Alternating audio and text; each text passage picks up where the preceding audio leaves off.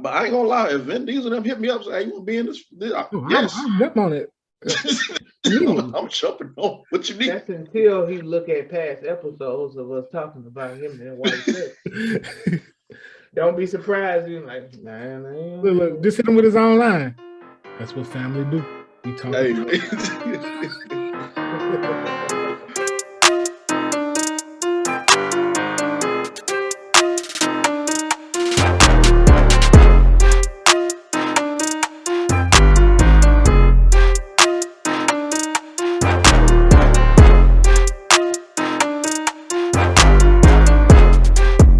Welcome, ladies and gentlemen, to the Just Acting Up Show. I'm your host, Joffy. I'm Hoodie Joffy today. You know what that means? Valentine's Day coming up. Y'all ain't getting nothing. Nothing. I'm just playing, ladies. You ain't getting nothing. My bank account says otherwise. We got Big Chris in the building. Chris, say what's up to the people, man. Yo, what's up? It's your boy, Big Chris, man. Back once again. Ready to do this thing. Yes, indeed. Let's not forget, we got Mike up in there. Mike, what's up, man? What's up? Good morning to you, or good afternoon, or good night, whichever time you feel like watching us. That's what I'm talking about, man. So we got a great show for y'all, man. So we're going to be talking about some topics, Hollywood news, entertainment news, what's going on in the city of Houston and outside of Texas. Somebody is going to be added to a certain cast. We couldn't get if you smell what the Rock is cooking, but we got somebody else. Well, they got somebody else, not us, not us. Don't put that pressure on us.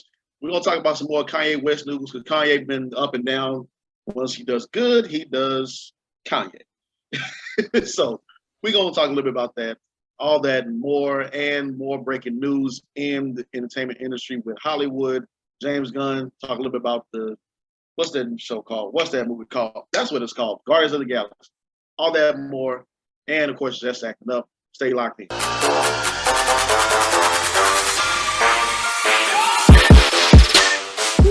Yes, indeed, sir. I'm sorry. I don't know. I'm a different type of attitude when we got the hoodie on. If I could freestyle and flow, I would hit it like that. Joffy in the building, and we been. Oh, I'm sorry. I can't. I don't want to mess myself up. Ladies and gentlemen, we appreciate y'all for tuning into the Just Acting Up Show. Y'all can be anywhere in the world, but y'all here with us. We thank y'all. And what we want y'all to do by, showing that being obliged, go ahead and right there. Like and subscribe. Subscribe and like and share. Yes. And all the iPhone people, we heard you. We heard you loud and clear. And guess what? We on iTunes now. Oh, but it took some doing. It took some doing. Oh, man. But we in there. So we appreciate y'all for checking us out. We appreciate all our guests for coming through the show and blessing us with your grace.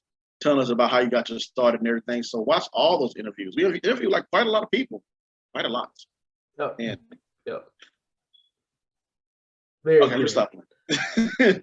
So let's go ahead and get into this. So let's go ahead and get this out the way right now. Because I like positive vibes and I want to get the positive vibes and have fun as well. But we also got to talk about what's been going on in the city of Houston with all these shootings and everything. It's been brutal. It's like left and right. Like I said, where I work at, not too far away from where my job location is when I'm delivering, what I got to do and deliver. There are people. There are cops that lines up because they got to escort people to the to their final resting place or whatever. But there's been too many shootings, man, for the police officers. I understand people may have their feelings about police officers or whatever, what have you. But there are some good ones, just like it is on your job. There's some bad apples. Hey, so just saying. So, but it's been going down. Was it in 3rd or 5th ward is where this took place? Or what happened? Well, it started in 5th ward as carjacking. Carjacking, and then it made its way to 3rd ward. So it was a high-speed chase from 5th ward to 3rd ward. And it all happened on that afternoon, on that Saturday. Thursday afternoon. It was a major shootout. Couple of 3 officers got hit. I don't know if they died. They got shot. But I don't know if they passed away. But as they was leaving the Mercedes, I think they hopped in a Charger. So it was just a whole big crazy that was going on. And it was so crazy because I sent a link about the homicides that went up. Yeah, the homicides went up in Houston. We up like 41 or 45, and it's only in 1 month. Like we beat out Chicago and New York. Number one murder city starting out for 2022. Yeah, starting out for the year, and they projected that if it doesn't slow down, we can hit by like 500 before the year is over. So that's stuff. It's sad stuff. People out here wilding, man. You know? Yeah, it is. I mean, it's so many factors that feed into that, other than, of course, the cultural stuff and the systematic stuff. But then you also got the COVID stuff where people are out of work, people, desperate and doing desperate things to get money in the way they can, So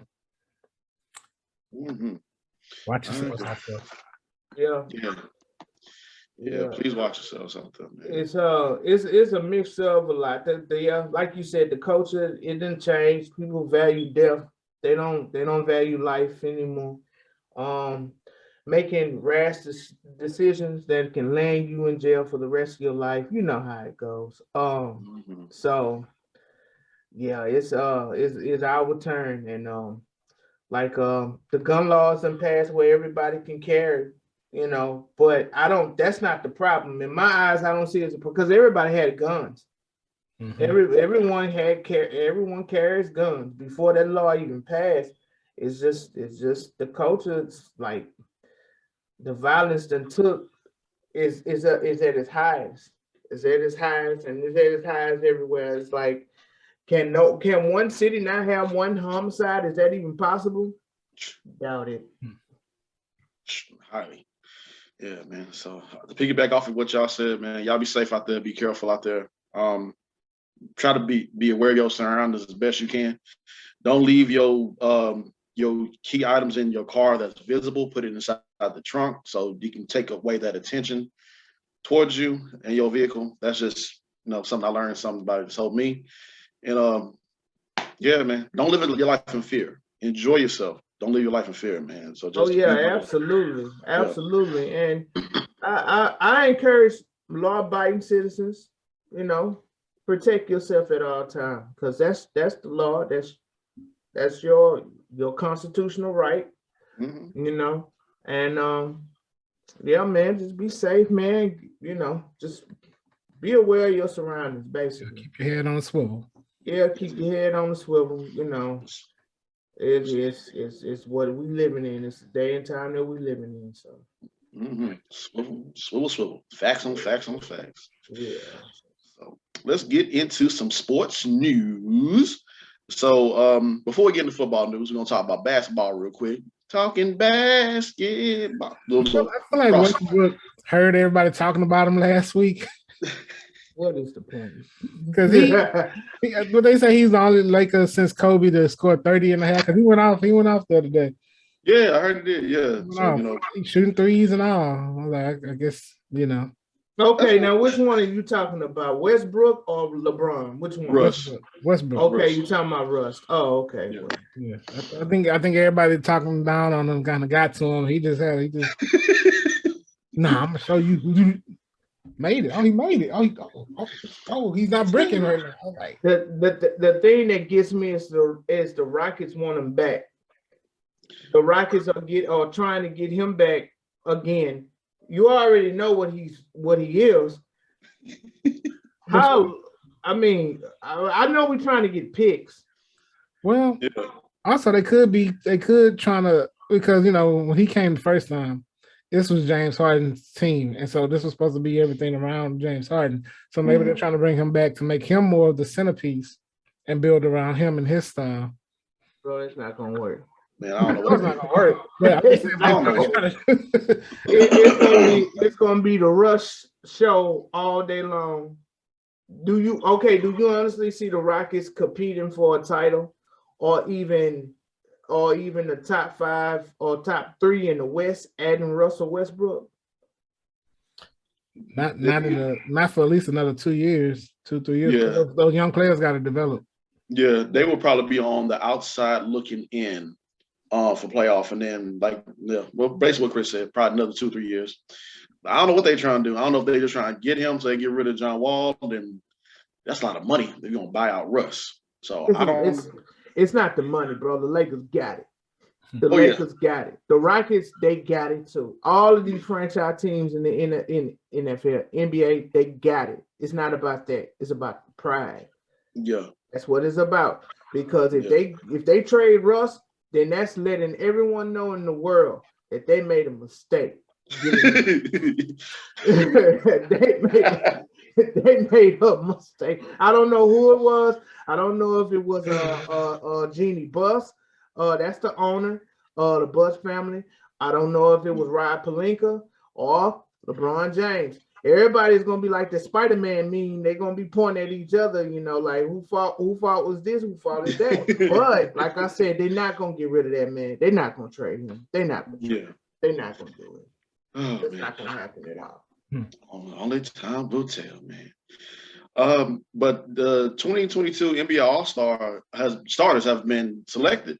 For the East, you got KD, Giannis, Embiid, Trae Young, and DeMar DeRozan. For the Western starters, you got LeBron, Joker from the Denver I'm just saying Joker. From the Nuggets, yeah. This one surprised me. I haven't really been paying attention to basketball like I should this year because of my team. But Andrew Wiggins is a starter, along with Steph Curry and Jay Morant from the Memphis Grizzlies.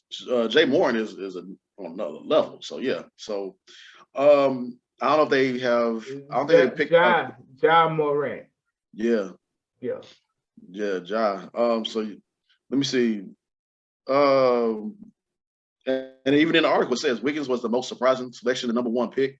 The 2014 draft has blossomed since being traded to Golden State 2 years ago and is averaging 18.1 points for the team with the league's second best record. What? Didn't know that.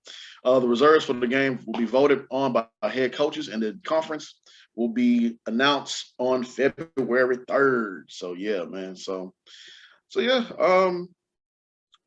I mean, we already know what it is with the NBA All-Star game. You just, we know how it was when they came down here for, Houston NBA All-Star Weekend some odd years ago. It was lit, and I did not pay any money getting to no drink Houston, no nothing, because that you talk about charging people rent prices. What are they doing it this year? Where are they doing it this year? I don't know. Let me see. NBA All-Star. That's when I started really tuning into the NBA on All-Star Week. That's the beginning of the NBA season for me. For a lot of people, though. Because, you still wrapping up football season. Yeah. I get into it when it's towards the playoff time. That's when that drama starts. That when that drama get the going. But NBA to me is out to a slow start because I'm still on the football high. So and then the Rockets ain't going. It's just gonna be what it is. When we go back. It's gonna be in NBA All-Star is gonna be in Cleveland for this year. So okay, cool. LeBron is a starter? Of course. Yeah, LeBron is a starter. Of course. Someone say after LeBron leave, he retired, he's still gonna be a starter. Oh man. The first player coach. Yeah. Like active player coach. Active player coach. Yeah. But man, y'all ain't doing right coming out the suit. All right. This is what I want you to do. Dunk, then you shoot. Man. LeBron, I sit back and chill and relax, brother. No need to do nothing else, brother. You've done your job, homie. Just sit back and relax, man. Yeah. Speaking about retirement. Yeah. What is Thomas, Edward, James, Brady, Patrick, 3rd, 4th, 5th, 6th, 2nd removed?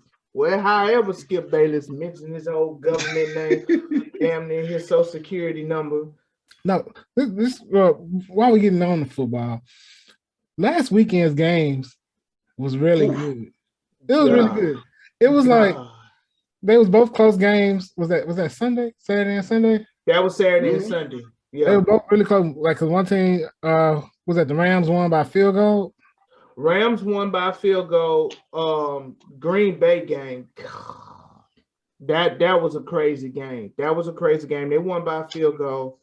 KC game, KC and Buffalo. The Bengals and the Titans, they won by a field goal. Damn Titans, they couldn't beat the Bengals. KC and Buffalo, there was no defense. Everybody just got all out. It was like watching all offense because they come down the field score, they come down the score. They throw a long bomb, they go long. Yeah. I was like, where's the secondary? Yeah.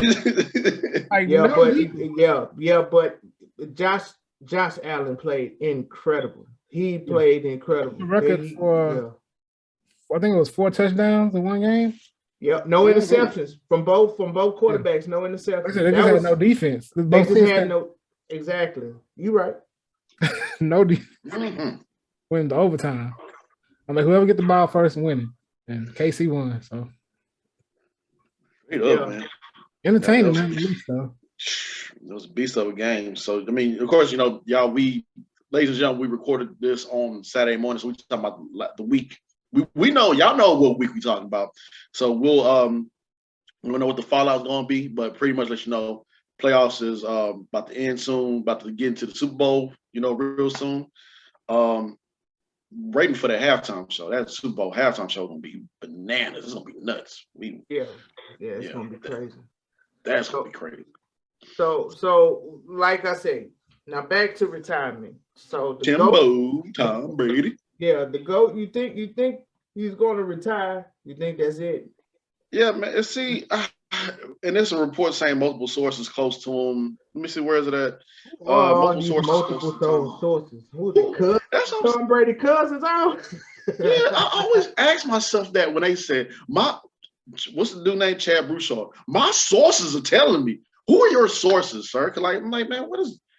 But multiple sources close to Tom Brady are convinced that he is ready to retire and will have a formal announcement in the coming days. So, well, he's gonna retire when he want to retire. Like, if he can still play, I mean, he can still play, but if he just ready, like, okay, I'm tired now. I want to go to Vegas this weekend, and I don't feel like playing no football. Yeah, I think this is how.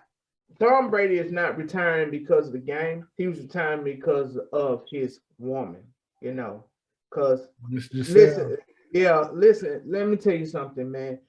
What in my eyes, what makes him the GOAT? Yeah, he the GOAT on the field, but the GOAT to me, why I say, man, he's the absolute GOAT sports all the way around is because of the dedication that this man has. Like, he's at the age of 44 years old and he's still playing at a high level. Trust me, I'm not a big Tom Brady fan. He done beat my Steelers like 11 times when he was the Patriots. So he has a record over us. But for him to be 44 years old and still able to get up out of the bed, you got to understand, bro. Like, get up out of the bed after Aaron Donald done sacked you 5 times or Khalil Mack done concussed him last year. You got to get up out of bed at 44. You feeling all that. You feeling every single bit of that. And then you got to go to film study. You got to sit in there in the film room. Then you got to go to practice. And then you got to go to the weight room, which he didn't look like he lifted a lot of weights, but, he had to do what he had to do at 24 years old. That, and then not just only that, he had to eat clean. You have to be on a regimen. Like, this man ate great for him to still perform because it showed on the field. So when you pass by Whataburger, it's like, man, I want something to eat. Can't eat that. And he ready to party. Like, after seeing him party in that championship on that boat, like, he ready. He carried off the boat. Yeah, he ready. He ready to throw it down. So it's just his dedication. Just like Samuel L. Jackson. Samuel L. Jackson did 100+ movies. Yeah. Can you honestly, we all trying to be up and coming actors. We up and coming actors. Can you imagine yourself doing 100+ movies? You know how many times you're gonna be away from your family? Ooh, man. 100+ movies at his age. And he ain't just doing no sitting down movies. Nah, the man is still jumping up and down. He put his life. Yeah, he's still. Yeah. He put his body through a lot. It's the same thing with Tom Brady. So that's why I consider Tom Brady, he's the undeniable GOAT just for that alone. Yeah, man, telling you. As far as also other notable retirements, Sean Payton from the Saints stepped down. Yes, another one. Well, he stepped down. He didn't retire yet. Yeah, he said he's not ruling coming back to coaching altogether because he said it was exciting because 2 teams reached out to him trying to get him. I bet one of them was the Texans, was trying to get him to see if he was interested in coming over. But like right now, he's like, I'm good on coaching. But he said he don't believe he's finished with it yet, though. Yeah. He's taking a sabbatical. Yeah, he probably like after. I mean, he had Drew. He go from Drew Brees to Jameis Winston.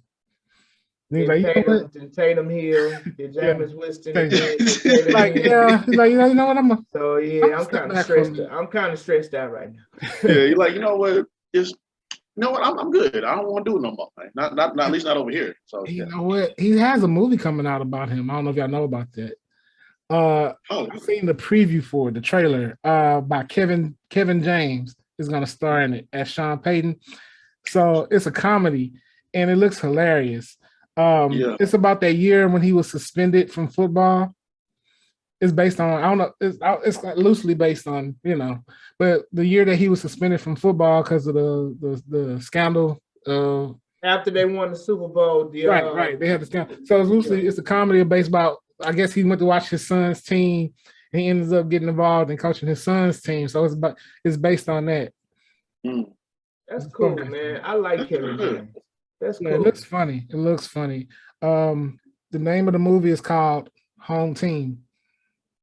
Check that out. I'm gonna check that out. I think it's gonna come on Netflix. Thinking about some more notable retirements. My personal GOAT of GOAT, one of the GOATest. Ben Roethlisberger. Salute to you, man. 18 years. 18 seasons. Man, 18 seasons, multiple Pro Bowls. I think it was like 6, I believe, and 2 Super Bowls, and a whole bunch of numbers in between. Yeah, man. Yeah. I was gonna say something bad, but I ain't gonna say something bad about it. Go ahead, because I already know what people say about Ben Roethlisberger. It's already out there. Roethlisberger has sex allegations that was against him. That it is what it is. Undisputed put it out there. First Take did too. Okay, so raises the question: if Ben Roethlisberger get the first, his numbers say that he's going to be a first ballot Hall of Fame. Now, if he gets accepted to the Hall of Fame, don't you think that Antonio Brown should be accepted too?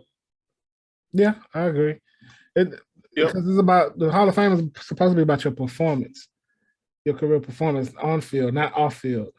They changed it. They changed it because they blocked Terrell Owens for a long time, but Terrell Owens never had any problems. T.O. never had no problems off the field. He had problems on the field, with coaches and quarterbacks. But they do now. They add that into account. But I'm saying this: if they're gonna go based on that, if Ben Roethlisberger is a first ballot Hall of Fame, and trust me, I'm not a big fan of AB, but AB should go in. Plain and simple. He should. Yep. Couldn't have done it without him. Yeah. And Tampa was definitely missing him in the game this week. It definitely was. They was missing one of the biggest weapons. Yeah, it was. So he shows his value. So but I think he's in the process of trying to sue them as well in the NFL. Yeah, he's trying to sue. Yeah. He's trying to sue Tampa Bay. Yeah, he is. That's gonna get real interesting real quick. That man ankle ain't hurt. Your ankle down. Walk around without crutches, he good. Yeah, that man ain't no wrong with that. Man, you ain't hurt. He been took pictures with Kanye West. He been with Rick Ross. He been at parties. Ain't a lack of surgery coming your way, player. Ain't nothing wrong. Ain't nothing wrong with you. Ain't nothing wrong with you. Ain't nothing wrong with you. We know what that was about. It was about them targets. You ain't gonna pass me the ball? Bye.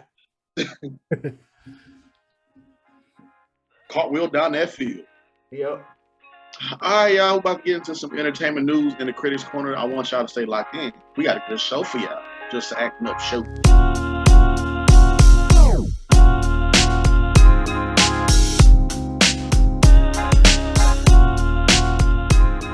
All right, ladies and gentlemen, we are in the Critics Corner. Welcome back to the Just Acting Up Show. So, what we do in this spot right here, in this segment, we talk about entertainment news, what's been going on in Hollywood, Hollyweird, all that, all that. Mike being very dramatic over there. What's going on? Mike, what's going on, Mike? To be, well, not to be. Please elaborate, Mike. Go ahead and tell us. What you think, brother? Remember that statue on Superman? He was like this.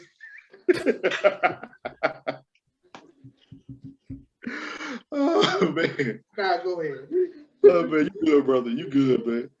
So what we do is on this segment, like I said, we talk about Hollywood news and everything. And if you want to go into more detailed analysis of, what we talk about, go to Bow, Joffrey's VIP room right there, where my two guest hosts are on there. My two co-hosts, we got Ashley, we got David. We always talk about something silly, something crazy. What was our last crazy thing we were talking about? What's your favorite breakfast cereal when you watching cartoons? And Ashley hit us with a that was pretty funny. But y'all gotta go to Joffrey's VIP room and hit that. And as like, share, and subscribe. Like, share, and subscribe. Yes, just like with this show. Like, share, comment, subscribe. Mm-hmm. Like, share, comment, and subscribe. Yes. Okay. That's what we all do. So let's go ahead and get into some breaking news. So I said earlier within the show that Vin Diesel and the Fast Furious franchise, they couldn't bring The Rock back. Or maybe they will. We don't know. It's still up in there. Rock said. Oh, it's not. It's not. And that's the bottom line. Straight up, Rock said, man, nah. So who do they get? They got the next best thing. Jason Momoa. So yeah, he's pretty much going to be in the Fast Furious. I'm not sure when it's going to come out. Right. So Jason Momoa. Now we know that Vin Diesel's a superhero. We accepting this as a superhero movie at this point, right? Yeah, at this point. Yes. Yeah. So is Jason Momoa gonna come up as Aquaman from the water? And the car, is the car gonna come from underwater and he gonna jump out from the car and jump on a mountain or something? Like, could it be some impossible stuff to happen? I do. I don't believe in it no more. I'm sorry. They lost me. They lost me a few movies ago, but I'm like all the way in the Gulf of Mexico now. I'm lost because when they went out in space, I'm done. No, for me, the last really good one to me was Fast 5. They had all the elements that I like in the action movie. But then it's like, I think it was that next one, whatever one where he done jumped from one side of the bridge to the other, catching Letty mid-air, landing perfectly on the car, unharmed, and walked away. Yeah. Not a stain on him. No, and the white shirt is still. The white shirt is still intact. Hey, getting money. Hey, we gonna get money. Not a stain on me. Okay, I'm sorry. That song popped in my head when Mike said not a stain on me. This is a cartoon, man. But I ain't gonna lie, if Vin Diesel them hit me up, say, hey, you wanna be in this? Yes. I'll jump on it. I'm jumping on what you need. That's until he look at past episodes of us talking about him in white shirt. Don't be surprised. You're like, nah. Look, just hit him with his own line. That's what family do. We talk. Hey, I'm gonna joke with him about it too. I say, hey man, you always have the most crisp, bright t-shirts in each film. What detergent? Like Mike said, what detergent do you use, man? Detergent are you using? What kind of fabric softener is that? Straight up, man. So moving on, man. Knight Rider. Knight Rider with the car talking and everything. I saw that trailer.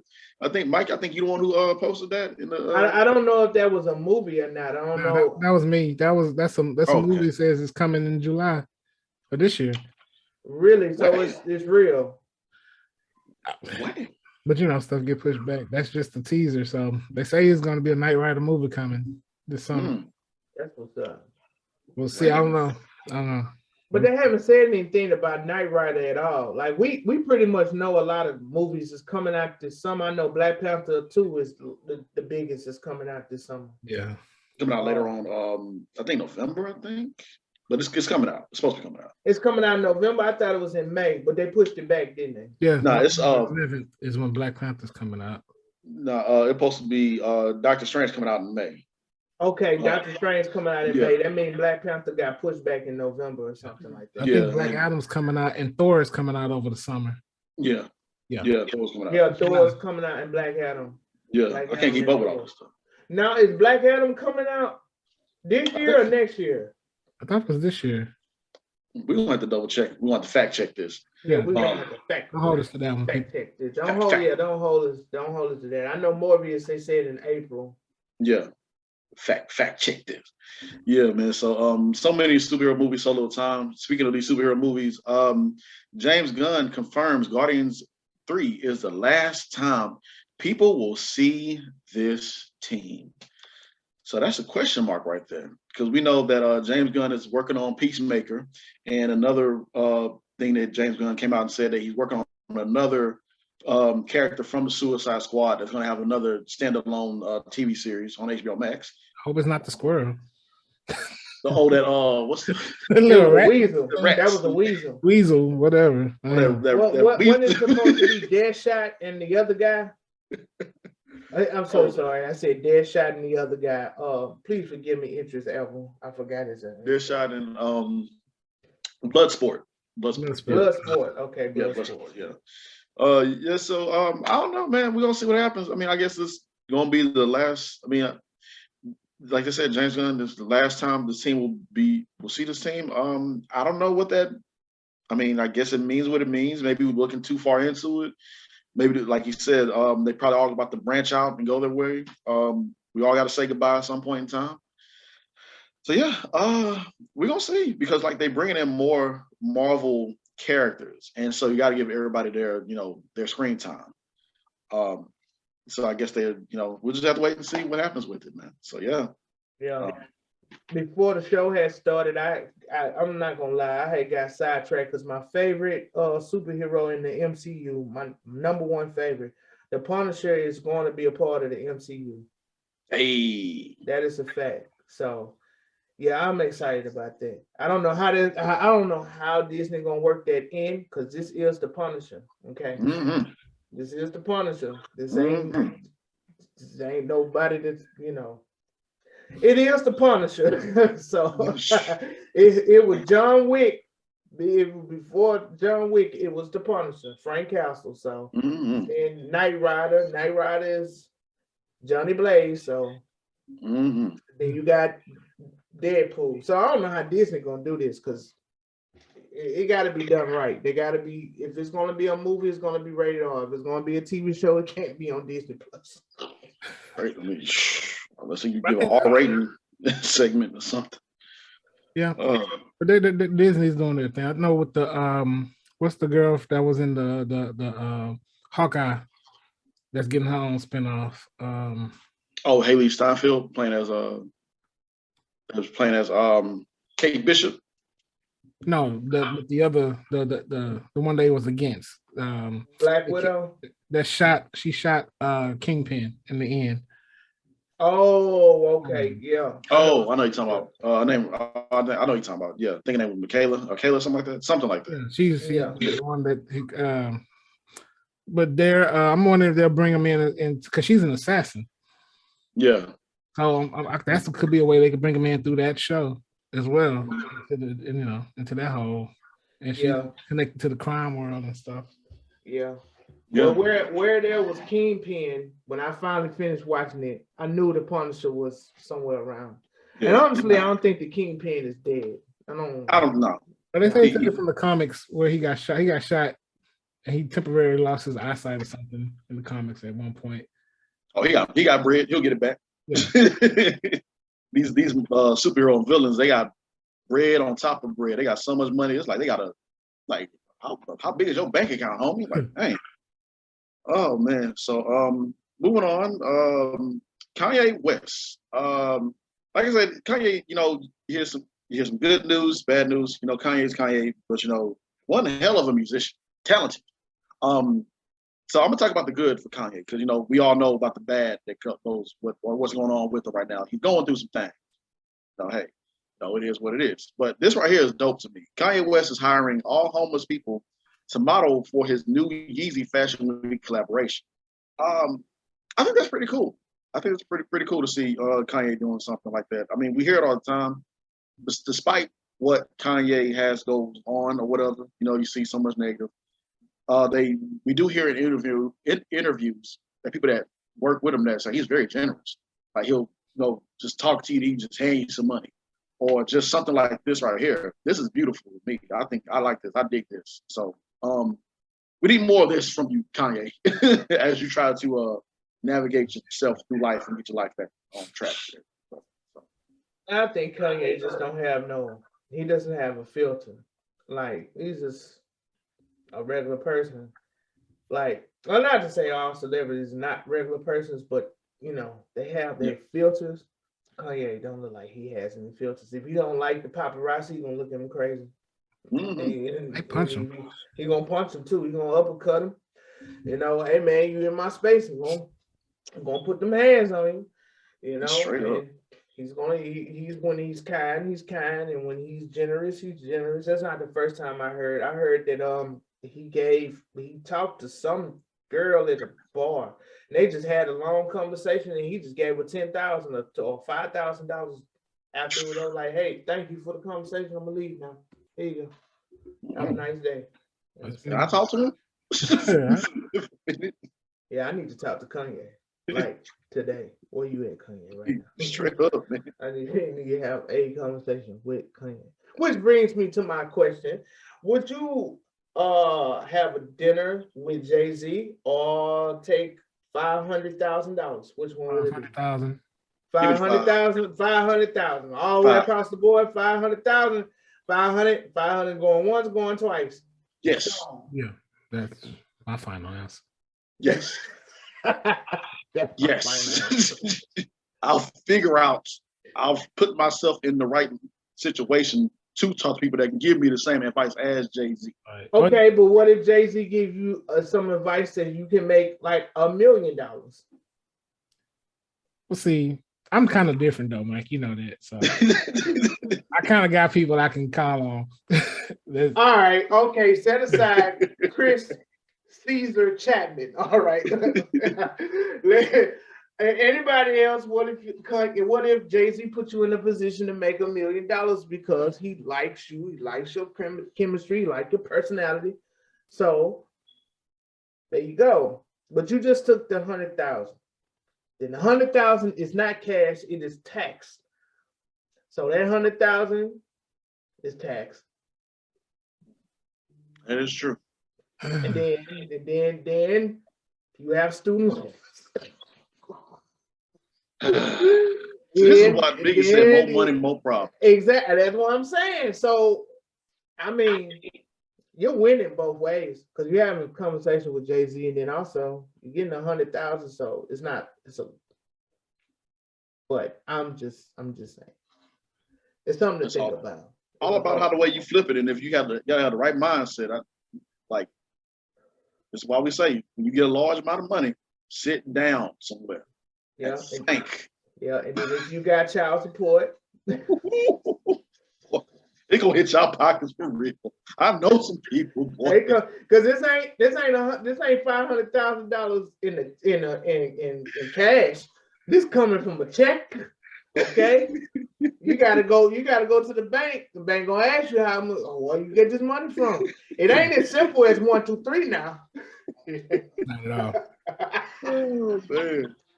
Not at all. What? Your ass gonna be paranoid. Yeah. Get the money. Yeah. Oh. Exactly. Yeah, and then everybody gonna know what decision you made because it got to be announced. Ooh. Well, you putting a lot of parameters. You just said 500 or Jay-Z. Now you putting all these parameters in place, and you making it. Everybody in my I'm telling you, man. That's what happens. I mean, hey, it happens, brother. It happens. Biggie was absolutely right. More money, more problems. Facts. Yeah. These knuckleheads running around here. I really have to. It got to be announced. Hey, Chris Chapman just got $500,000 from Jay-Z. Chris. Well, I think I'm in now because of COVID. Chris, I'm Why he got security guard at his door? Chris gonna have like 5 personal big head text messages. Hey, big head text messages. No, I don't hear none of that. I don't hear nothing. You know, I always did like you. You did. Huh? No, my sister, you got to get your own.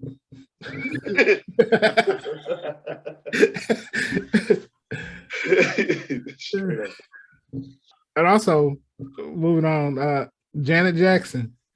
Oh yeah, Jackson. That documentary dropped from A&E. When I said that, that documentary is good. I watched the first 2 parts of it that came on the other night. The last 2 parts come on tonight. Well, this show we're recording on Saturday, so by the time this comes out, the full documentary will be out. But it's really good. Like, it goes back to them being in Gary, Indiana, and her brothers coming up, and how she's been in the shadow of Michael, and then how Michael. The next part, I think, is going into how Michael's legal stuff was affecting her career, but it's really good. They go into depth. Like, you could tell she had her hand on this documentary, you know, because in the documentary, the only siblings that did the documentary, Tito. Of course, she's really close to Randy. She said growing up, it was her, Randy, and Michael that was super close. But Tito did the documentary, and Reeve. Toya, I guess she said bump y'all. She don't ever do nothing. She don't do nothing on camera. And they talked to Catherine too, Mama Catherine. Last time I saw LaToya Jackson, it was some odd years ago. And somebody asked her a question about being a virgin, and she started crying, and she walked off. It was really weird and silly and made me laugh. Yeah. That's the last time I saw something with her on. But no, the documentary is really good. Like, just to see the family, even how she talked about like how her family dynamic, like her relationship with Michael changed that when Thriller came out, pretty much.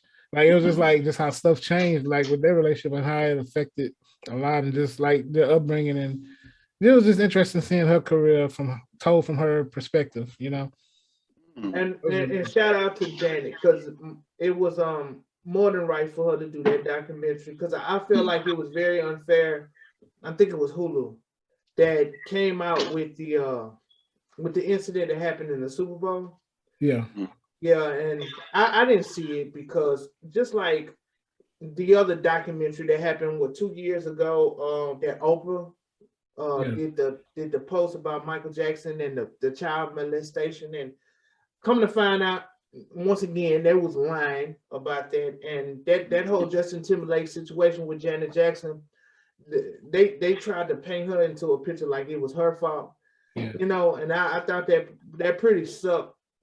That was a suck thing to do with whoever, Hulu or whoever decided to make that documentary. Yeah. So shout out to Janet. I'm interested here tonight. Well, when I watch it tonight, her word is on it, you know. Yeah, exactly. Her side of the story, because it's 2 sides to the story. It's actually 3, but yeah. So, but absolutely, I thought CBS and everyone, even including the NFL, they did Janet Jackson some injustice during that situation. And then following that, they got the Bobby Brown one coming out. That's gonna be really good because Bobby Brown telling his story. That's why I think that's what makes A&E documentaries good, is that they're letting the people tell their stories, themselves, and not, it's not a third party just using like tabloids and stuff to create a story, and a mockumentary is what I really call it. And so, and A&E's been on it. Shout out to them, because they did one that nobody talks about. Playboy. They did a Playboy documentary. Oh yeah, that's right. And I think it came out earlier this week about how Hugh Hefner had his, nobody ever, and he went to the grave or whatever, all the stuff he done. He never had to pay for nothing, but they were saying how it wasn't like as glamorous as they painted the picture to be, and how, he was like, doing stuff to these women as well. He's up there with like a Cosby, in my opinion. Oh, yeah. Wow. Yeah, and what documentary that's on? A&E. This is on A&E. Oh, is that another subscription I'm gonna have to pay for? No, it should be a regular cable plan if you got cable. Oh, I don't have cable. I got good old. You got Lifetime? Well, the Janet Jackson want to be on Lifetime. You can catch it on Lifetime too. I don't have Lifetime. Does Hulu have all of that or what? I don't think so. I don't know if they have a package now like that. They might as well. I mean, this is we live in some rough streaming times, don't we? We have to share some. Everything you got to stream. I bet you Lifetime got an app. I bet you A&E got an app. I bet you it's out there and it's like $6.99. Them little things add up. We'll talk off there. I can hook it up. I can hook you up. I got cool. I know one of them gotta have that documentary. I got Hulu, Peacock, Paramount, Netflix. You name it. HBO Max. You name it. They do. There is an A&E TV app. Yeah, but it's gonna ask you for your subscription or either to pay a little. I'll get a subscription with them directly. That's what these shows do now. All right, y'all. So nothing but great conversations coming ahead with Mr. William Jefferson Jr. I gotta say it like that, man. William Jefferson Jr. I gotta say. All right, Skip Bayless. Skip Bayless. Tom Brady, Patrick James Jr. the third. Stay off the way.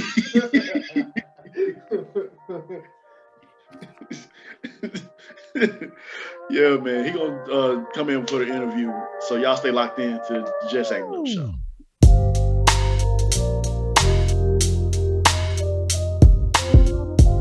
All right, y'all, ladies and gentlemen, we got a special guest up in here. I'm so grateful for this dude to come on the show. Let's welcome William Jefferson Jr. Welcome, brother. Welcome. Thank you. You're too kind. Hey man, we gotta do that. We gotta clap it in like that, brother. That's just a little something we just add to it, man. We just gotta do that, man. And it's only right because it's an honor for you to wake up and do this, man. So yeah. Definitely. Well, I appreciate y'all having me, and excuse the zit. Oh yeah. You brought a this friend thing with come every year. Really? Man, so I don't want to. I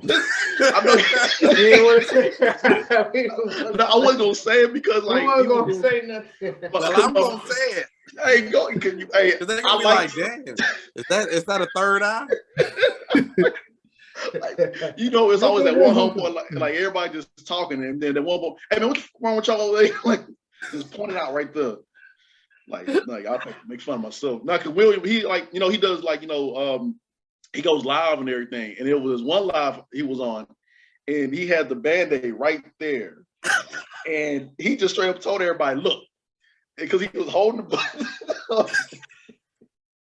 And we were saying right before photo shoot day, this thing pops up, man. So the struggle with the moneymaker is real, man. It is. Oh my gosh! So yeah, let's go ahead and get into some questions. Chris, you want to go first, brother? Or... Yeah, let's talk about like what is it that got you into acting? Like, what was the moment that made you say like, hey, this is what I want to pursue? So growing up, I would watch like a bunch of like Disney Channel shows and just like a bunch of movies, and I would say watching a lot of like kid actors like Keke Palmer was actually one of them. And I'm like, man, if they can do it, I can do it, And so I told my mom, like, I want to be an actor. And she was just like, nah. You want to be a doctor or you want to be a lawyer, something like that. And I'm like, no, that's not what I want to do. But the thing is, my mom, she just didn't know where to go, where to take me, because there's a lot of scams out here, telling you that especially to parents, your child is going to be on Disney if you give us $4,000 right on the spot. He's a cute little child. He's going to be on there. And so they tell that to every parent.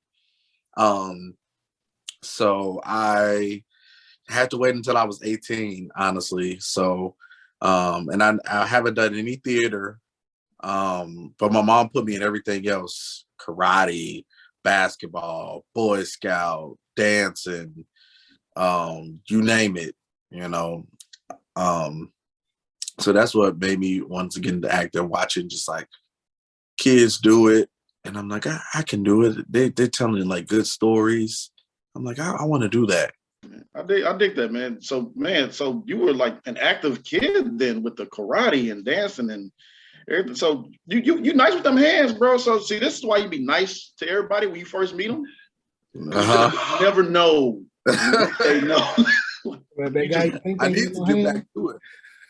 I need to get back to it. Yeah, my mom put me in every freaking thing. Camp, football, soccer, everything. I was very active, and I guess that's how I know a lot of people, because my friends be teasing me when we be going out. Like, somebody see me, they be like, "What up, Will?" I'm like, "Damn, you know everybody." What belt were you in? What belt were you in karate? I did Tung Soo Do. And I got up to yellow, which is like the second. So I didn't get far. That's because my mom she was just putting me in to see if I really liked it. And then I told her, no, I didn't like it. He's mean to me. The instructor, he's mean. But now I want to go back now, actually, because there's a lot of like roles that require like stunts and like martial arts, and for African American male, to know martial arts is rare. So I think I need to go ahead and get back to it. Yeah. Me and James, we was in this stunt training class, and it told me James kept going. Was it here in Chicago? Salute to James. No, it was here in Houston. Okay. But they had us train for this. Basically, they had us run 3 laps around this. It was a big warehouse, and we had to do a lot of legs and this and that and the third to get us warmed up. But it was more than a warm up. It was like a boot camp. And then we started tumbling, and we did this fight scene that I still know to this day. I actually saw that movie the other day, Jack Reacher. First Jack Reacher, when he was, then he did the kick, and then that and the third. It was pretty cool. But yeah, it wore me out. Guess I need to call up my old karate teacher, Brother Jesse. He's still teaching karate. Straight up, man. And there's a lot of physical work that goes into it. So I think that's good that your mom, branch you out and different things to see what you like. And we gotta have that same thing right there when I was in track, and I was a different size than what I am. I'm not been eating too good over the years. But when I was in track, every time we go to a different school, because I went to different schools, I would do not too many different things, but I was just cool with everybody. Everybody like, man, why why you know everybody? You know him, you know her. So, and I get that with you too, because every time you get on your live, it's somebody different or somebody really cool with you, and they're giving you praise with what you do as far as being an acting consultant. So, tell us a little bit about that right there. How you start becoming an acting consultant. Yeah. So, after going away to college, graduating, coming back, I wanted to pursue acting here in Chicago. So that was like 2018. And then just started to do a lot of research and meeting a lot of people in the industry just by like going on sets, and they telling me like exactly what I need to do to get a speaking role. So I would write everything down. It was like, all right, you need headshots. You need to go into classes. You need a resume. You need a demo reel with clips of you acting. So I would do all these things. And then that's what led me to get an agent. And then the agency, of course, they're licensed to help you get speaking roles. A lot of people don't know that. And of course, you don't pay for an agent. An agent makes money when they book you something. They get 10% for union work, and then non-union work, they get 15 to 20%. So you need an agent basically to get a speaking role, and you have to have all these things. So once I learned that, I wouldn't say it's hard to get an agent, but it's not really easy. But if you put in the work and you do what you need to do, somebody's going to, take you on their roster. And so I would do that, and then I would get an agent, then they'll start auditioning me, and I would book roles. So like I booked my first major speaking role last year, Chicago Fire. And then I booked my second one, which was 4400 on CW, the new sci-fi show. And then commercials, voiceovers. And so then people would just see me just like posting my work. And then they'll be like, hey, how do I get started? I've always wanted to act. What can I do? And so I would just tell some people like, hey, this is where you go to get headshots based off your income, $75 to $500. I usually tell people to go like right in between, not too expensive, not too cheap. You got to really invest in your career. If this is something that you want to do, you got to put in the money and put in that work. And it's not going to take much, but it is going to take some money, for classes, for one-on-one coaching, for reading books, et cetera, keeping up with your acting profiles on your websites. So people would just ask me like, hey, what can I do? Where do I go? So I'd be like, here, go to this place for headshots. Go here for this school. And then my friend told me like, hey, bro, you need to make this out of a business because you putting in a lot of time and a lot of work. A lot of people asking you questions and you just giving it to them for free. I'm like, nah, man, I'm just, a man of God. And, he was like, you can be a man of God and still make some money. I was Amen. like, all right. I'm just going to charge like $25 right now. This is when I first started. I was like $25, and then they would pay and I would start seeing results.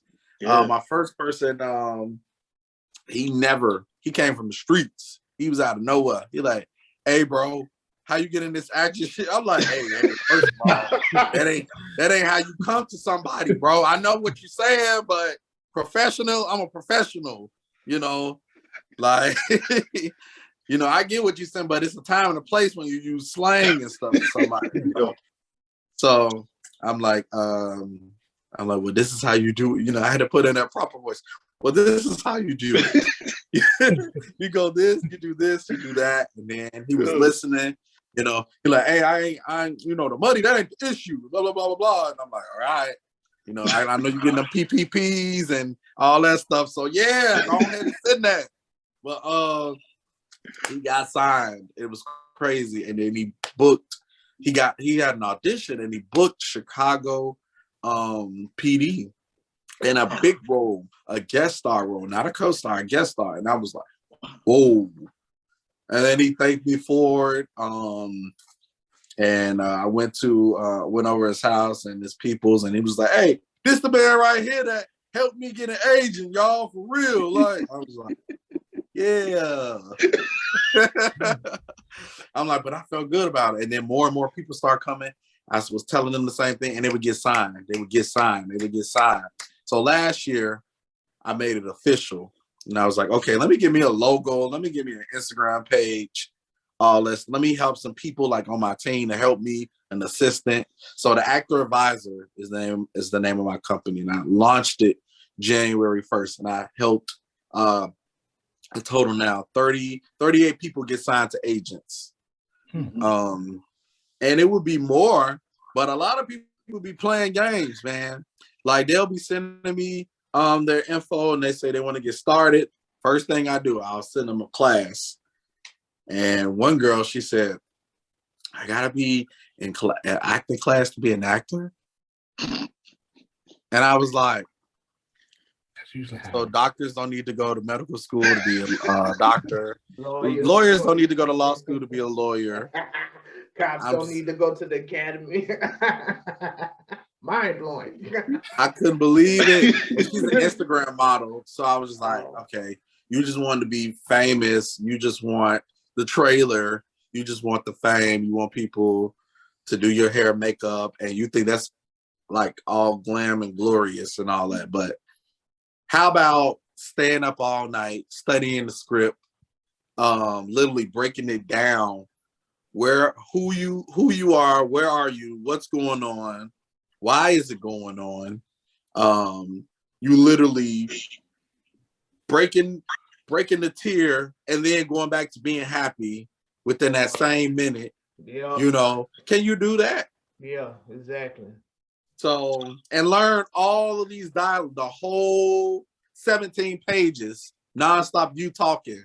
You probably talking to yourself or talking to God or talking to a significant other or a son or a stranger. And I'm just like, no, you can't do that, can you? Why? Because you haven't been in nobody's acting class. And a lot of people, you know, they say, well, I don't need acting class. I was born a natural. That's not the case.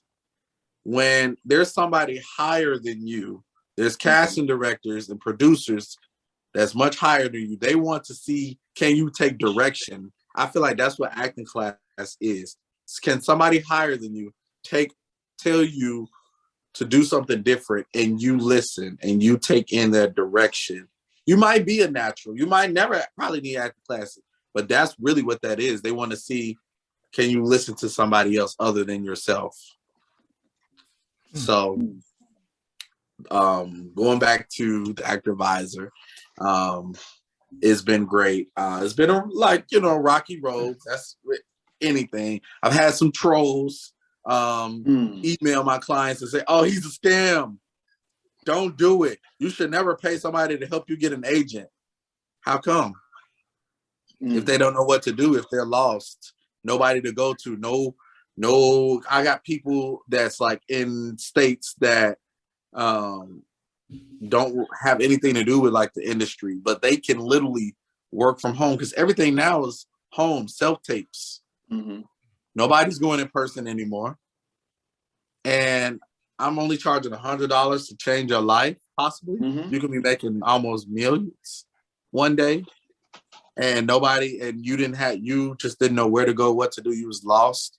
And I only charged $100 because I'm giving my time, literally going in my sources, sending it to you, sending you my references, sending you my advice, following up with you, saying like, hey, did you do this? Did you read this book? Okay, what is this about? You need to name me these shows. Who's the producers? Who's the writers? That's draining for me. I don't have to do that at all. I can literally just be like, send you everything and have you just read it up, be one of those teachers where they just like send you everything and then you just learn it yourself. But no, I'm literally following up one-on-one, calling, texting. Hey, this is what's going on. This is what's casting. Did you submit? Based off your look, this is what you are, James. You're a coach. You could be a dad. You could be a cool ass uncle at the barbecue, funny ass uncle. You could be a host because that's what you do. You could be a host on the show doing something. So that's a lot, man. That's a lot. So I was going to stop doing it because of the trolls. But then I was like, no, Will, that's the devil. That's the devil trying to stop you. You've helped 38 people that can vouch for you. If you're doing everything right, good results is going to come. Absolutely. Absolutely. And now I see that going back to your college, I see you went to HBCU. Oh yeah, Miles College, the number one HBCU in Birmingham, Alabama. And I studied communications. I graduated in 2017. And I wanted to go to a HBCU. When I was 18, because I went to Simeon, and I had this web series going on too, Juke, a Chicago Story. That was my first web series, and I was like, man, I got this big web series. Do I go away to college or do I stay here? Because I was going to go to Columbia if I stayed in Chicago. But growing up watching A Different World and what's the band show with Nick Cannon? What was that? Drumline. Drumline. Yeah. That made me just like, oh man, I need to go to HBCU. You know, I want to be around my people and successful people that all want to see each other succeed, and I want to be on a campus and see, you know, the history that my ancestors like worked so hard, you know, to be in this environment. And so I did. And Miles definitely changed me. Because I was wild, you know, in high school, and and I graduated with honors. I got involved with campus, with everything but a fraternity. Because of one of the fraternities that I did want to do wasn't available at that time. But I did everything else. I worked at Journeys. I had a work study in the library. Same thing. Everybody on campus was just, you know, super cool with it, and it was the best experience ever. So I studied radio, TV, and film. So by doing that, I learned everything: how to script write, how to edit, how to, you know, work cameras, and read a teleprompter. They wanted me to be a news anchor, but I was like, But nah. Yeah. So it was the best. It was the best, man. From everything, from just people down south. Like there's a lot of Atlanta people, California, a lot of Chicago people. We kind of was like sticking together down there. But I wasn't really around them because Chicago people was bringing this mentality down there. Like it was better than everybody. Yeah. And I'm like, they're like, man, Will, you ain't from the crib. You ain't from the... I'm like, dude, I'm so Chicago, it don't make no sense. Like, you better check the stats. So, it was dope though. My roommate was from Atlanta. I would go to Atlanta with him on the weekends. Yeah. I would always travel, you know, spring break, going to Panama City Beach and South Carolina. And me being an SGA at the school, that was pretty dope because we got a chance to like go to different conferences and meet a lot of people. So, man, I go every year to homecoming, every year. I didn't go last year. Why? Just last minute stuff. So that was my first time missing, but I ain't missing this year. Homecoming, trust me. And now they be like Hollywood. I'd be like, stop. No, but it sounds like a lot of the experiences that you had at the school, you know, you were able to carry with you into your career. Yes, very much, man, very much. Yeah, that's probably how you became so much of a people person, and why people gravitate towards you, because you can relate to so many different, you know, aspects of life from this and that, and that's why, you know, it shows your range right there with acting too. Cause I've seen some of your clips, man, and then yes, sir. Yes, well, I appreciate it. No problem, man. And you know, you got a Best Actor award as well too. Am I correct? I had a best film. Just film. Yeah, I created a short film last year called The Decision, and we entered into a 48-hour film festival. So we literally had only 2 days to create this film, literally write it, cast it, and shoot it. And it was the first time this film festival was going on this year. It's called the 48-Hour Manitou Film Festival. And I was going to act in somebody else's film. But it was like, no, you should, you know, try to do your own, Will. You got your own connects now. You know some people. So I was like, okay. So I put a blast out. I was like, hey, I'm about to do this short film. Who want to get involved? And it was crazy. Over 100 comments. People like, I'll act in it. I'll shoot it. I'll direct. I'll just be a PA. You need somebody to just go get the food. I'll sponsor. I was like, wow, this is a blessing. And so Right? I did it.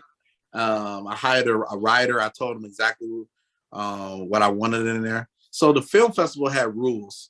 You had to have, there was 3 things.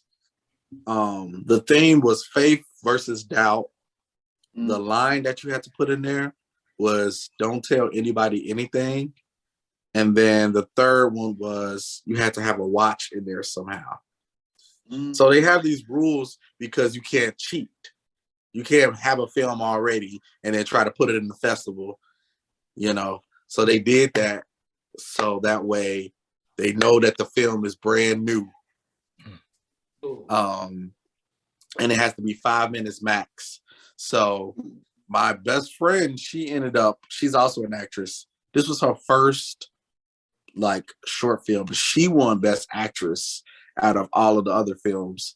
So we won Best Film overall, and then she won Best Actress out of all the females. That's beautiful, man. And to hear everybody come together like that, like you saying, blessings, because we all know how it can be when you's like, how can I get this started? And you're like, who are you? And people just coming out of nowhere, like, I don't know what you can do, but thank you. Yeah. Yeah, man. So I was writing it down. I was like, all right, this person can help me assist direct. This person can help out with the food. This person can help out with COVID because we want to make sure everybody bring their mask and all that, get tested, show your vax card, all that stuff. Right. So. I saw you was in the Kanye West video. Oh, yes. So how was it working with Kanye? Oh, working at Donda last year. That was really dope. So I saw this opportunity with 4-Star Casting. It's this background agency. They cast for extra work. But this particular week, they were like, hey, Kanye West is looking for dancers or performers. I was like, what? But they didn't even say the name. Did they say the name? I think they said just special artist or something like that. And I was just like, yeah, I dance or whatever. Let's do it. So then he sent the stuff and said, you booked it. These are the dates. Go to Soldier Field this time. Then then people was messaging me like, hey, did you get that stuff for Kanye West? I was like, that's what that was. I was like, oh shoot. I'm like, lit. Then went the first day. We had to work out. It was work. It was there for 3 days, man. Working out, learning the choreography. It was so many people. And I seen, of course, almost everybody the whole Chicago that I knew. And and we was all in groups together, and it was a good time, man. It was super dope. It was a great experience.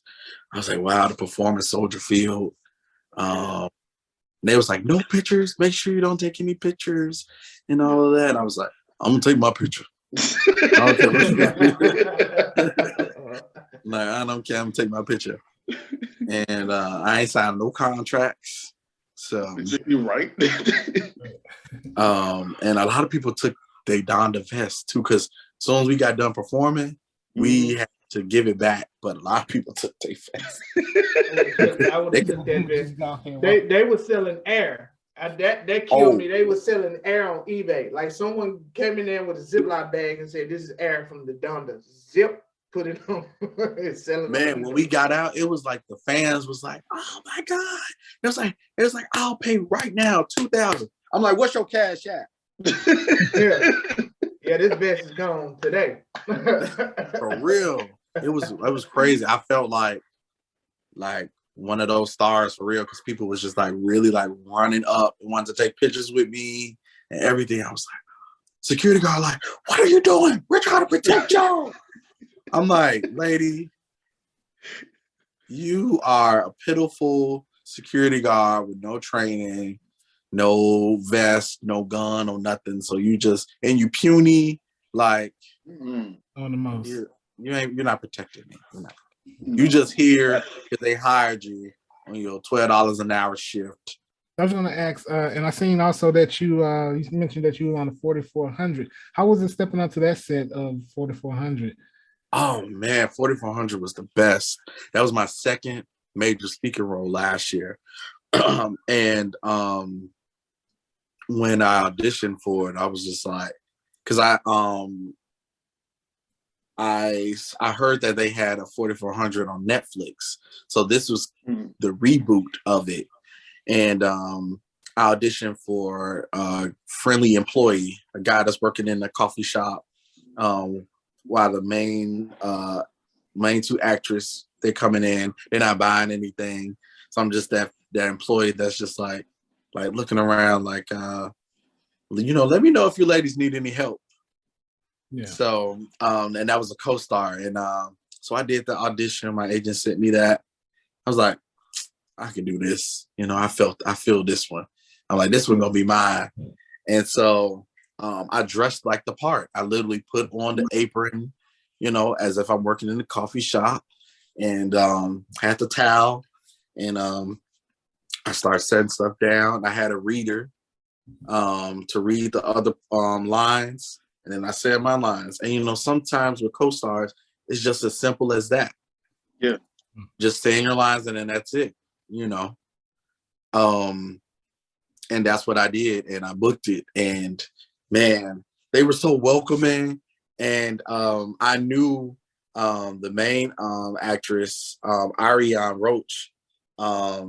She's on Candyman, and we did a short film called The Come Up like 2 years ago. So it was amazing to see her. Like, I had posted me in the trailer, and then she commented on she was like, yeah, we here, King, we here. And I was trying to surprise her, but I know she saw my name on the call sheet. Yeah. So it was when I saw her, we gave each other a hug, 5 minutes. She's like, I'm so proud of you. I'm like, no, I'm proud of you. This is your first major, you're a series regular on 4400. That's the bomb.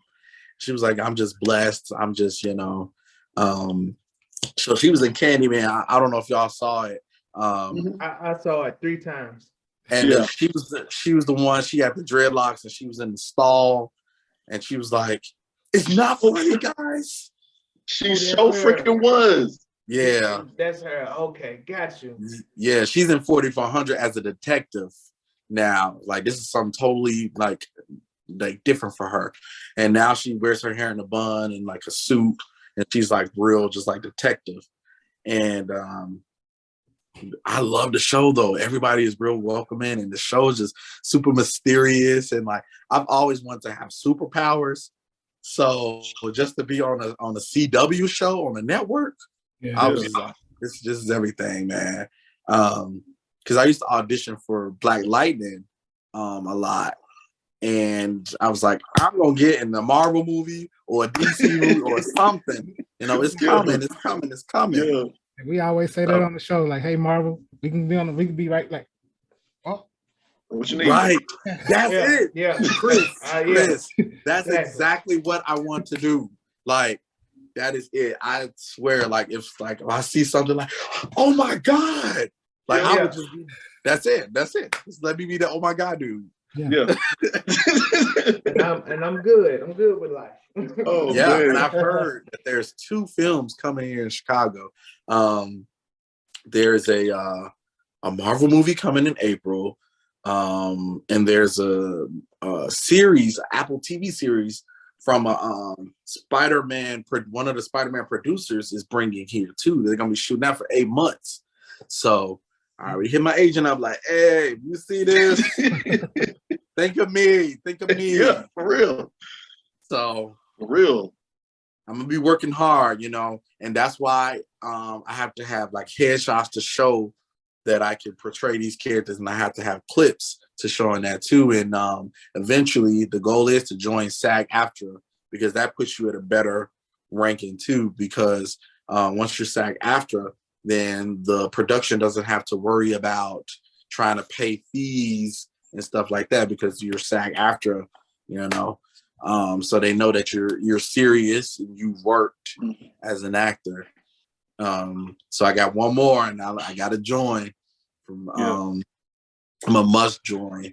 And so yeah, that's what casting directors they see. They like, oh, he did Chicago Fire, he did 4400. Okay, yeah, we could trust him with a bigger role. We can trust him with something. A lot of actors feel like you have to get, or actually people that's outside of the industry, they feel like starting off you have to get these big roles. But no, casting has to trust you. They have to trust you with the small roles first before the big ones, you know. And a lot of my actor friends wouldn't take the small. They're like, why would you do that? I take them small roles. I'll take that. I'm like, are you kidding me right now? I'm like, this is why you're right where you are, and this is right where I am. So true. So tell us a little bit about. I gotta be honest. I had to get back into Chicago Fire because when it first came out, I was heavily into it, and I loved the show. Yeah. So tell us about your time on that and your experience with that, with the cast and everything. Oh, Chicago Fire was my first. So I'm going to always think of them as the best. And it was cool because I've done extra work with them before. So the crew already like knew who I was being as an extra. So when they see me, everybody was like all clapping. And it was like, yeah. It was like, go Will. And I was like, yeah, now go feed me my blue M&Ms. I need all M&Ms in blue. You treated me wrong when I was an extra. You yelled at me. You told me off. No, I didn't do that.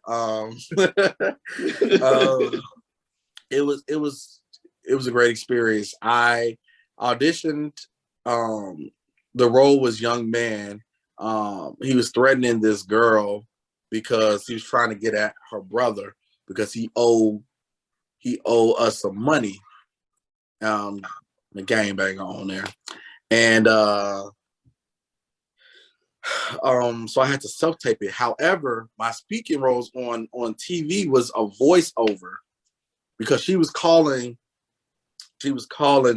for help because you hear me in the background like, it's time to pay up, Aaliyah. And she's like, no, get your ass up these stairs, girl. Get off of me, don't touch me. Bitch, I'm gonna beat your ass like we did your brother and carry you up these stairs. And she's like, no. And then, so what I'm still trying to figure out is why was it the firefighters and not the officers? I'm still trying to figure that out. So maybe they're gonna write that in later, and hopefully they call me back. Gotcha.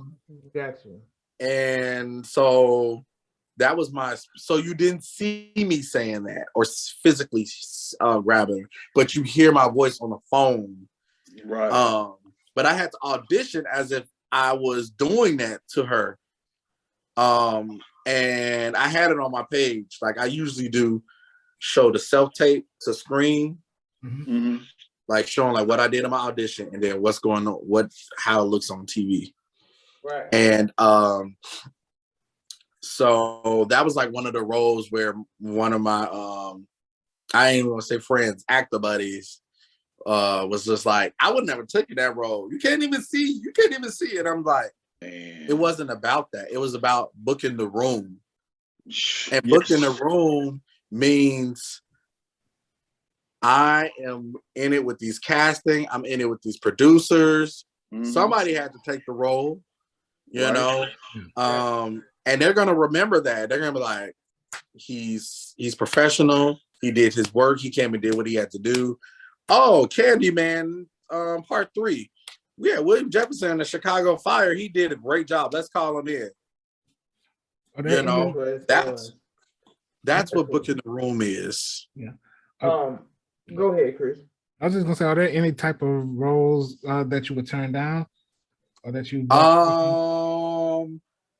So I get this question a lot, and I was talking to my friends. So we was talking about, like, I don't eat beef or pork, but if McDonald's call me and say, we need you for eat a McDouble, ba-da-ba-ba-ba. Shoot. Straight up. For real. Straight up, man. I mean, it's not, I'm not like against, we're like I can eat it, but I haven't eaten in a long time. This is just something that I wanted to just do, like stop eating beef or pork or whatever. But like I wouldn't mind like eating it, you know. I'm just not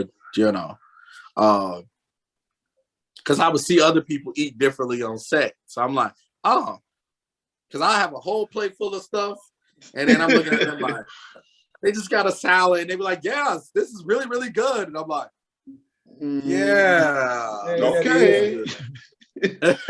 You on set for 15 plus hours, and you gonna find out stomach starts sound like a sad wolf.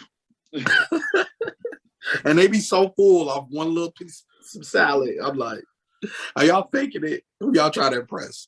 But then nudity. People was talking about that. It was like, would you do nudity? Yes, I would do nudity. You know, I just feel like that's life. It's life.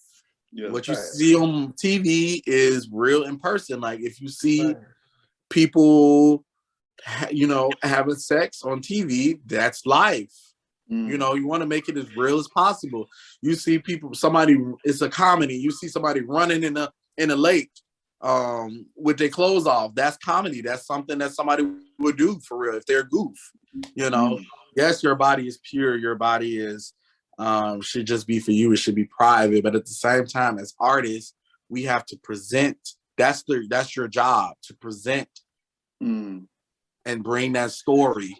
Other people can't do it, of course, because they're not an actor, but you're an actor. Right. So that's what you have to do. You have to be confident, you know, be brave, and be able to show it and be proud. Like, hey, here go my man tits. See the world. See my blob and stomach. Here I am. One more question. Have some fun with it. Yeah, absolutely. One more question before I let you go. What advice do you have for students that work, you know, and have kids, and they have other responsibilities, and they serious about acting, and you know, you get that opportunity, that call, and say, hey, we want you to audition for this, and they get the part. What like advice you? Hey man, just quit your job, or how would you tell them to go about that? Like, what would be your advice? Because you know, it's a lot of people that work that want to pursue their dreams, but it's like, I gotta have this job. I gotta pay, you know, these bills gotta get paid. So there's no excuse. It's people out here that have a job and have kids that are actors. Right. They are actors, and I mean them constantly. They're married. They got 2 jobs. I'm like, whoa, really? It's all about time management. And if it's something that you really, really want to do, you're going to make it work. There's no excuse. And the industry don't care.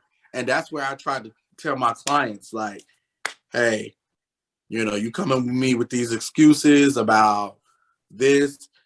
You've came with me with like all the excuses, and it's just like, I've heard these already, and people have been making it work.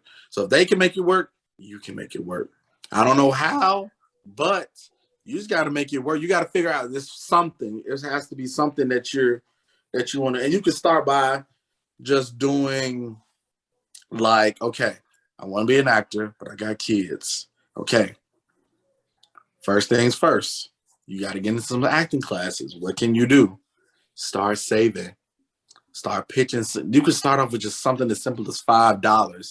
$5 will take you a long way. Because there's stuff that you're doing, I promise you, that you don't need to be doing. Like going out, hanging out with the guys, buying clothes, buying unnecessary stuff. You can even add, there's a lot of free stuff out here too that you can do. You can watch videos. You can get some books. Ask some people to help sponsor you. You'd be surprised of who will help you. Go on your Facebook. You got 4,000 friends. I guarantee you somebody's on there is going to help you. You say, hey, I'm trying to get in active business. If anybody wants to help, donate just $5. And if 4,000 people on your friends list, maybe if 20 people give $5, that's something. That's something that can go to your headshots, classes, anything in the industry. But you gotta find something to sacrifice. Ask for help. Don't have too much pride. Somebody's gonna help you. Whether if you got family members, co-workers, friends, somebody. And if you don't have that, then you don't need to be in the industry.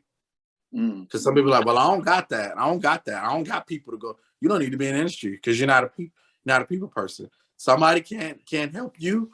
And I'm like, nobody. That kind of tells you what kind of person you are. But like I said, there's no excuses. I've heard it all. People's like, I'm going on vacation. My pet died. My sister, my mom, my dad.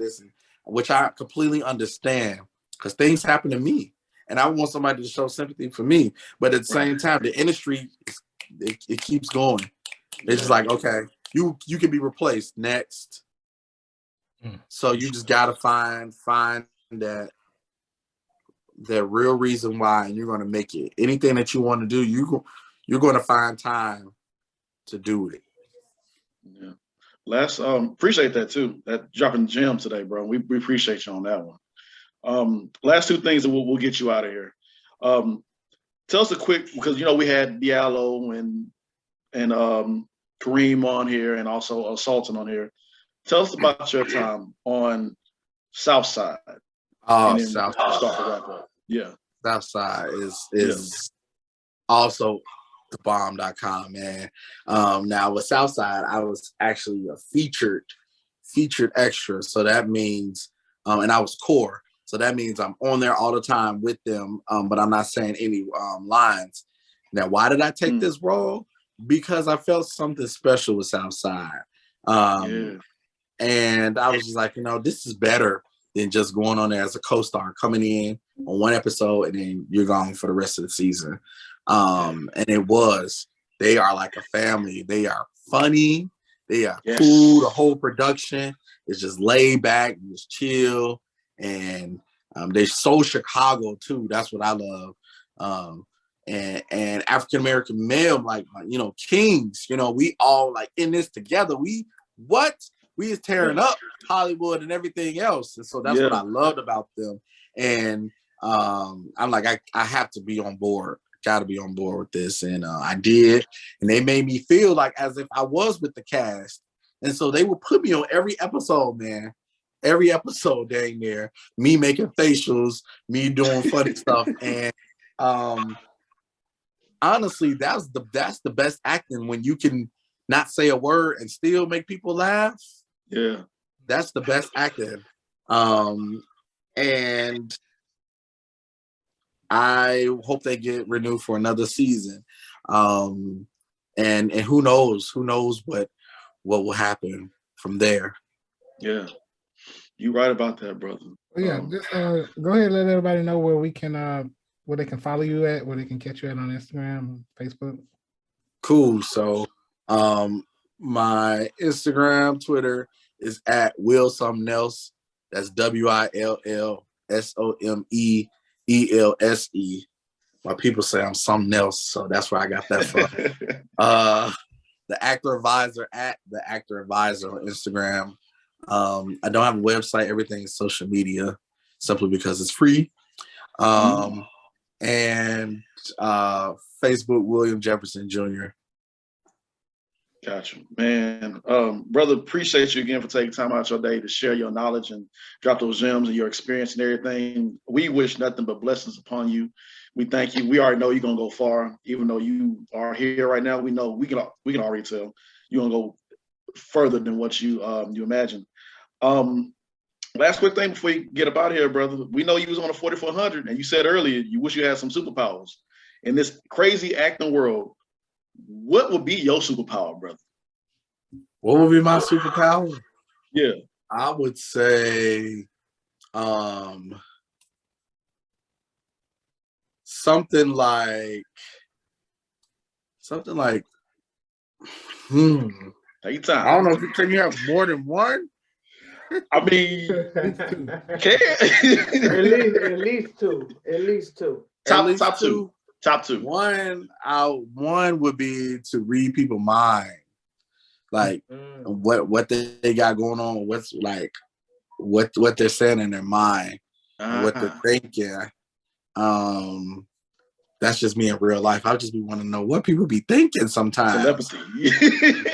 And the other one would be just like a laser lightning kind of thing. I just think that's just so dope to just like have my eyes just like beam up and just boom.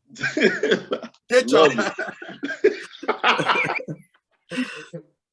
You know, I always say having the ability to fly is always a good one, so you can save on airfare.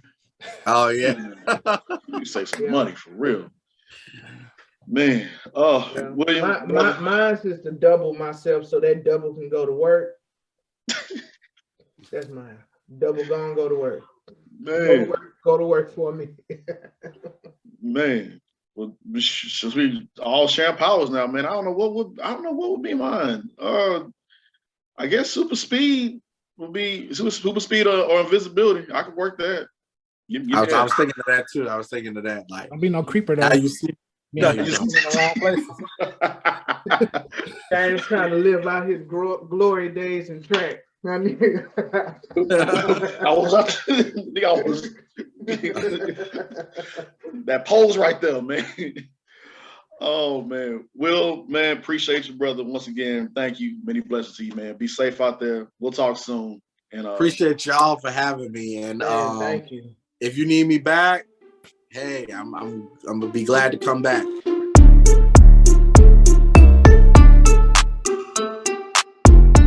All right, ladies and gentlemen, this is the segment in the show where we talk about who has been just acting up, who's been acting a fool out there. So Chris said he got some good ones for us. Take it away, brother. Oh man. The people been acting a fool out there this week, right? People do a lot of crazy things for love, right? Mm-hmm. A lot of crazy things. Like remember the astronaut lady that drove like 900 miles wearing diapers without restroom breaks so she can attack the ex-girlfriend of her boy, her ex, whatever. So hell no. So a lot of people sacrifice for love, because they're giving you literally a piece of themselves to ensure that you stay around. And so it was this one woman named Colleen Lee. She literally is on record as a ride or die. She gave literally a piece of herself to her now ex-boyfriend. He was diagnosed with chronic kidney disease, regulating him to use dialysis machine to stay alive. So she made a huge sacrifice. She gave him one of her kidneys. Oh, I heard this story. So 7 months later, after she donated one of her organs, Lee's ex told her that he was going to a bachelor party in Las Vegas with a bunch of his Christian friends. After the party was over, he showed up at her house to confess that he had cheated on her, seriously breaching the Vegas code, and asked her to forgive him for his wicked ways. But Colleen, she said no. And 3 months later, he invoked the Lord in his breakup monologue, saying, if we were meant for each other, God will bring us back together in the end. I'm like, what a profound way of destroying someone emotionally. He was so poignant, she said. Her ex would go on to block her on all social media accounts and not reply to her phone calls, text messages, so forth and so forth. Colleen said during the breakup, he mitigated her kidney sacrifice, saying that she only dated it to look good. So she posted on her TikTok, and her TikTok went viral. That's why the story is happening now. And other users, they came to the platform shocked about her story and offered her support. Some even joked that she should ask for her kidney back. Somebody said, don't worry, girl, he literally cannot live without you. He has to deal with you the rest of his life. But after her TikTok went so viral, it's currently sitting at 11 million plus views. She said that one of her ex's friends scolded her for revealing the man's actions after he received the vital organ, and that a word of advice that not everyone needs to know, that you gave him a blank on blank curse word kidney, and y'all broke up, and so they was trying to. But yeah, but even though she went through that experience, Colleen said she seems to be handling the entire thing in stride. Extremely appreciative of all the support she's receiving from her followers. Yeah. Yeah. See, that's how you make a woman, boy. Woman gonna be scorned. She gonna be a scorned person, man. Boy. Damn, that's fucked up. I glimpsed it. I didn't read in depth, but when I saw the headline, I'm like, damn. Yeah. Oh, boy. Like, And then trying to use the Lord to justify his philanderous ways. I was like, bro. Man, come on, man. That's cold blooded right there. You couldn't even wait a whole year. He couldn't even wait. It's like she got him off his deathbed and he went and did. I'm pretty sure that wasn't his first time doing that. Nobody turned off and on that kind of behavior. That man been doing it. Not grimy stuff, slime ball stuff, man. Yeah, so shout out to her. God is gonna bless him. Yeah, I didn't get the exact state that she's in for this one, but this next one is in another country where a man apparently tried to kill himself. Said he was ashamed, and I'll tell you why he was ashamed. His son, who's 29, is not yet married. And so he was ashamed his son was still single at 29. Oh, hell no. Yeah. So according to the news outlet, the man, he handed a note to the guards at the Shanghai railway station, and he just overdosed on some medication and then fainted on the spot. And one of the guards, they got him to help him, the medical assistance. So he survived. Right.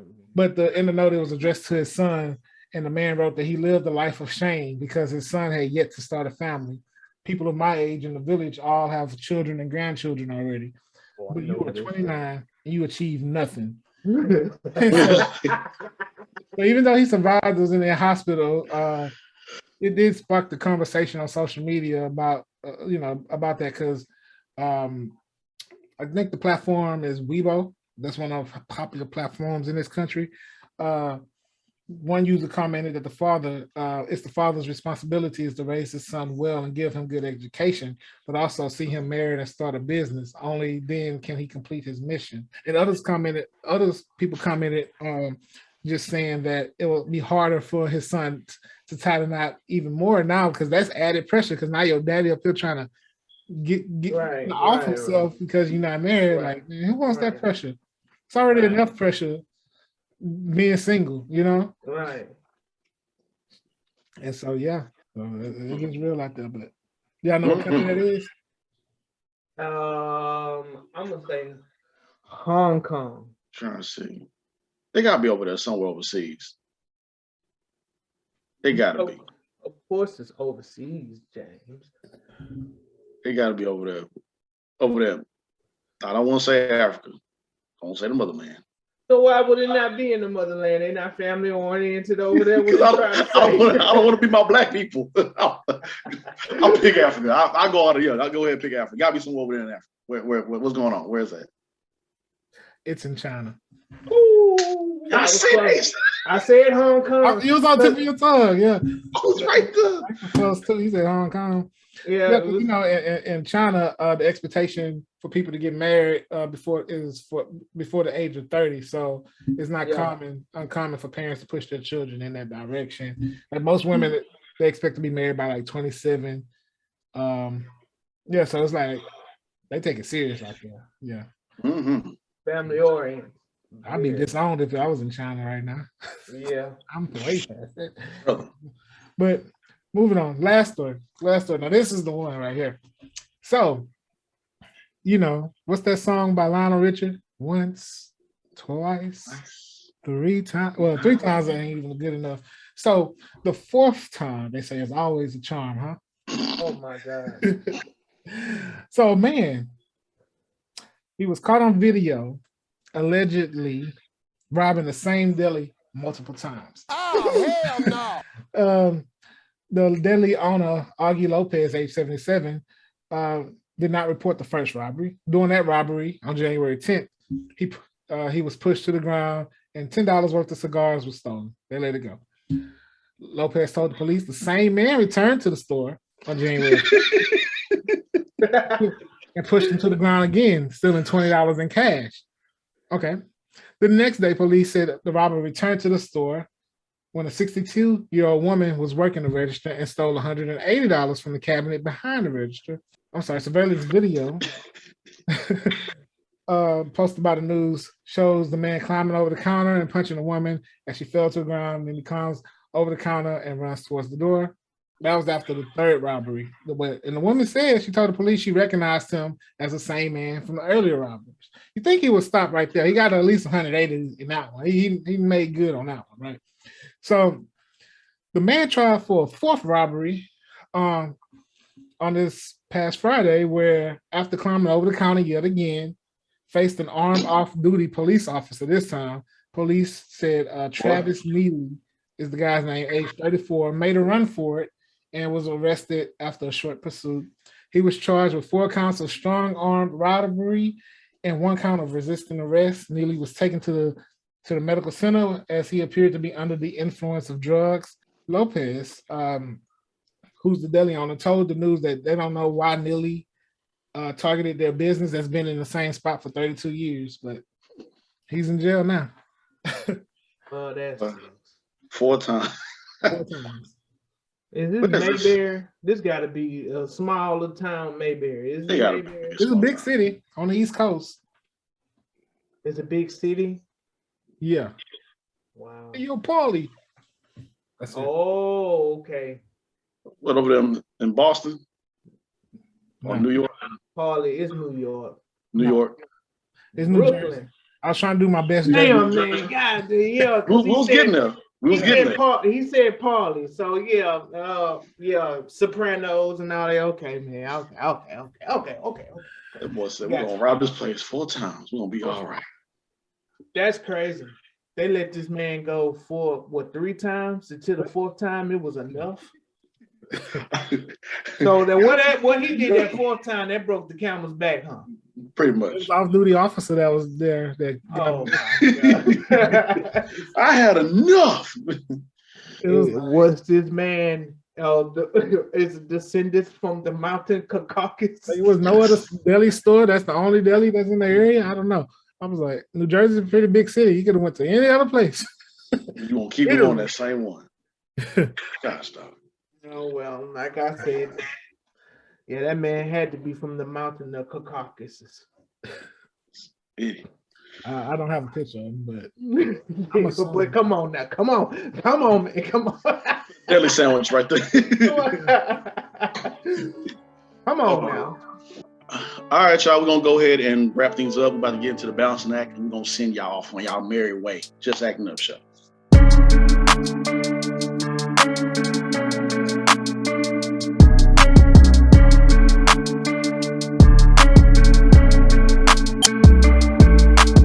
This is the balancing act. This is where we give roses out to those who deserve, like, fellow folks, regular folk, like such as yourselves and ourselves, or we acknowledge people that's been in Hollywood or the entertainment business for quite some time. So this time we're going to focus on the mental a little bit.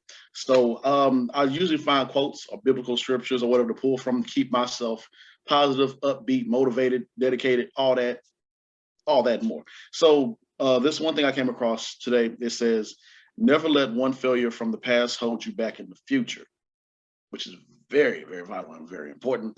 I have my past failures, but I never let that be the thing that's set in stone for my life. I have to keep on going because, life is like a circle. It keeps on going. You got to keep on going. I don't want to get all to that, but that's something definitely you should live by. All 3 of us on the show, we had our shortcomings. We had things that, we didn't, fully achieve, but, we didn't stop. We had to keep going. And, and that's pretty much our word to the day. We just had church this morning, yes. Bless her. So, yeah. But, yes. So, yeah, y'all remember that. Never let one failure from your past hold you back. Y'all got anything on that right there? I 100% agree with you. And Chris, you are on mute right now.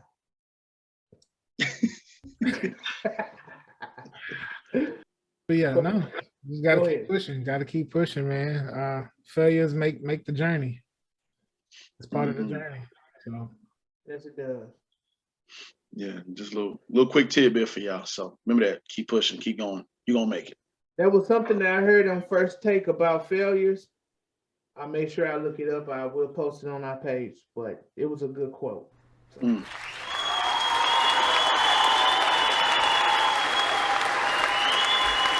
All right, y'all, let's go ahead and clap it in.